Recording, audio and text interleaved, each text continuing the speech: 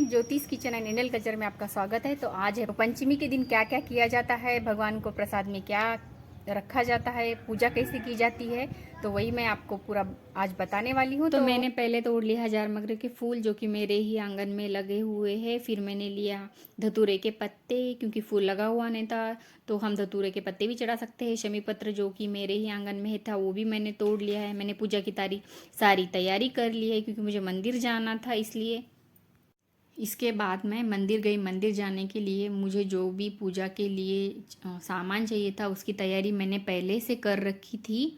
तो इस तरह मैं मंदिर जाने के बाद में मैंने पंचामृत से शिव जी का स्नान कराया। पंचामृत में होती है दूध, दही, घी, शहद, शक्कर और गंगा जल। इन चीज़ों का पंचामृत अमृत बनाया जाता है।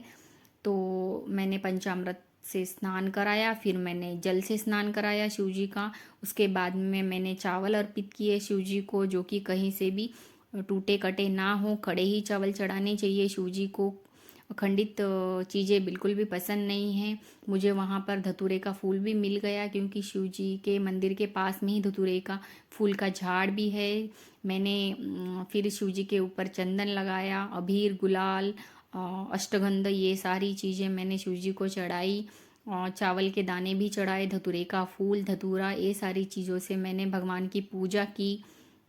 फिर मैंने दिया लगाया, दिया धूप बत्ती की, अगरबत्ती लगाई और मैंने आरती की। इस तरह मेरी पूजा हो गई।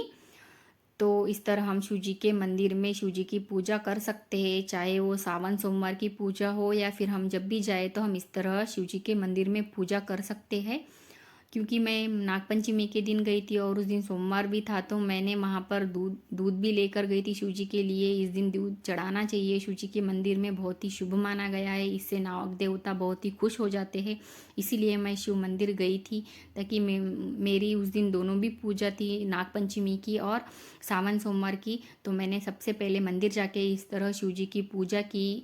मेरी पूजा होने के बाद में मैं घर पे आ गई। मैंने जो प्रसाद चाहिए था नागपंचमी के दिन बनाते हैं, वो मैंने तैयार कर लिया। नागपंचमी के दिन बनाते हैं चने, तो मैंने रात में ही चने भिगा दिए थे। जो मसाले हैं ये खड़े लौंग, शाहजीरा, बड़ी इलायची, ये जो सारे मसाले हैं, प्याज, लहसुन, इस तरह मैंने मिक्सर में से निकाल लिए। और तेल में कड़ी पत्ता डाला और मिक्सर में से ये सारी मैंने चीज़ें निकाल ली।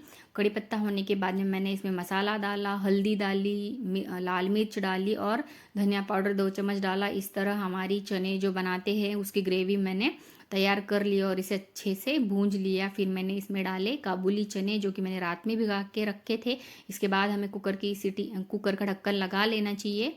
इसमें मैंने स्वादानुसार नमक डाला, जितने हमारे चने हो उस हिसाब से। फिर 1-1.5 गिलास पानी डालकर कुकर का ढक्कन मैंने लगा दिया। फिर 3 सीटी होने दी तो मेरे चने तैयार हो गए। फिर मैंने बनाया, इसके बाद में इस तरह सब्जी मेरी बन गई। इसके बाद में मैंने खीर बनाई जो कि बनती है, कुछ ना कुछ मीठा बनाना चाहिए, हलवा, खीर, जो कुछ भी हम बनाना चाहे। तो सबसे पहले मैंने कढ़ाई में घी डाला, चावल को भूंज लिया अच्छे से, उसे मिक्सर में से निकाल लिया। इस तरह मैंने फिर उसे भी घी में डालकर भूंज लिया। फिर मैंने दूध डाला, शक्कर डाला और इलायची पाउडर, जो भी ड्राई फ्रूट्स हमारे घर में है वो हमें इसमें डालने हैं। ना हो तो कोई बात नहीं, ऐसे भी हम खीर बना सकते हैं। इसके बाद मैंने पूरी निकाली। आप देख रहे हैं ना पूरी कितनी फूल रही है। अगर आप अच्छे से आटा सानते हैं ऑयल डालकर तो उसे थोड़ा सा आधा घंटे के लिए भीगने देते तो आपकी भी पूरी इसी तरह फूलेगी। मंदिर में शिव जी की पूजा हो गई। घर पे आने के बाद मैंने प्रसाद तैयार कर लिया। अब मुझे करना है नाग देवताओं की पूजा। तो चलिए हम करते हैं नाग देवताओं की पूजा। देखिए कैसे करेंगे। तो सबसे पहले मैंने घर पे जो सावन सोमवार की शिव जी की पूजा होती है वो कर ली मैंने, और हम अपने मंदिर के भगवानों की भी पूजा कर ली।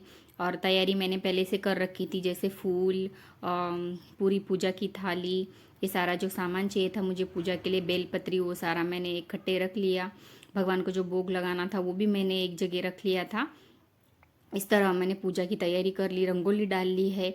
और एक पार्टी पे जो कि हमारे बच्चों की होती है घर में, उसके ऊपर हम ऐसे नाग देवता चंदन से निकाल कर उनकी पूजा कर सकते हैं। उन्हें ऐसे नाग देवता निकाल कर जैसे हम पूजा करते हैं उसी तरह हमें करनी है। रोली, हल्दी, चंदन, ये लगाकर उन्हें फूल चढ़ाना है, उन्हें भोग प्रसाद रखना है, दूध और चने जो कि भिगाए थे हमने, उनकी चने की सब्जी बनाई। और खाली चने भी हमें प्रसाद में रखने हैं। और लाही जो कि मैंने घर पे ही फोड़ी थी वो भी मैंने प्रसाद में रखी है। 1 लोटा पानी का भरकर रखना है इस तरह से। तो इस तरह हम नाग देवता की पूजा कर सकते हैं। उन्हें धूप बत्ती दिखाकर, आरती कर कर, जो भी हमने प्रसाद में बनाया है उसे इस तरह भगवान के सामने रखना चाहिए। नाग देवताओं के सामने एक दिया पहले से लगा कर रखना चाहिए और एक दिया आरती के लिए।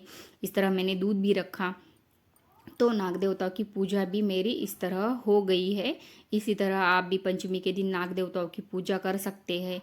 तो यह पूजा करने से नाग देवता बहुत ही खुश हो जाते हैं।